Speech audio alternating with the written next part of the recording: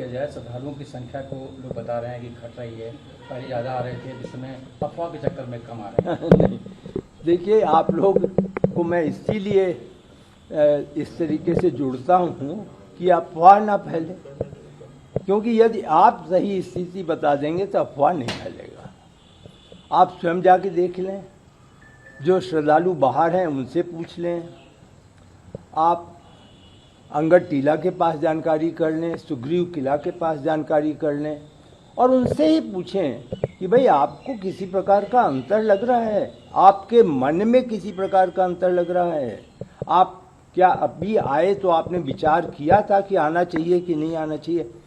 कहीं पर अनेक श्रद्धालुओं से बात करने के बाद मैं आपको आश्वस्त करूंगा कि कहीं एक मात्र भी उनके मन में यह नहीं था कि इस मंदिर में व्यवस्था या मंदिर में भगवान राम के प्रति आस्था या जो अर्चना होती है, आरती होती है, कहीं पर कोई शिकायत नहीं थी। एकमात्र जवाब मिलता था, अगर मैं पूछूं उनसे कि आपको कैसा लगा, तो एकमात्र पिछले महीनों से मैं ये पूछता हूँ, जवाब होता है अरे भगवान के मंदिर में आने में कैसा लगेगा, इससे अच्छा कहाँ हो सकता है। तो यही वहाँ पर लगा। सर, पूरे मंदिर में सीईओ का क्या रोल होगा? प्रबंधन, चूंकि उनका नाम ही चीफ एग्जीक्यूटिव ऑफिसर है, मुख्य प्रबंधक अधिकारी होंगे, तो वह ट्रस्ट के अधीन प्रबंधन का कार्य देखेंगे और यह तो ट्रस्ट पर निर्भर करेगा कि वह किस प्रकार का डेलीगेशन सीईओ को करते हैं, और जैसा डेलीगेशन करेंगे वैसे ही फिर सीईओ जो है वो अपना स्टाफ वहाँ पर व्यवस्था की करेंगे, लेकिन सब कुछ ट्रस्ट के अधीन है। सीईओ पद में कौन कौन लोग मौजूद हैं और किस तरीके उनकी प्रक्रिया ज्वाइन करे जाएगा? मैं इसके बारे में कुछ भी नहीं जानता। अभी तक बैठे में आप बैठे नहीं? मैं उस बैठक में कभी बैठूंगा भी नहीं। क्या ट्रस्ट वो में तो एक समिति है 3 सदस्यीय, उसमें मेरा तो मैं समूह भी नहीं। क्या ट्रस्ट में बदलाव की बात चल रही है, क्या बदलाव होने वाला है? सर, बदलाव से कितना फर्क कितना पड़ेगा? फर्क पड़ेगा? किस प्रकार का बदलाव? समितियां जो हैं, समितियां बंद करी जाएंगी या बदलाव होगा? ऐसा क्योंकि बैठक होने वाली है। कोई भी मेरे समक्ष निर्णय नहीं हुआ, पहली बात।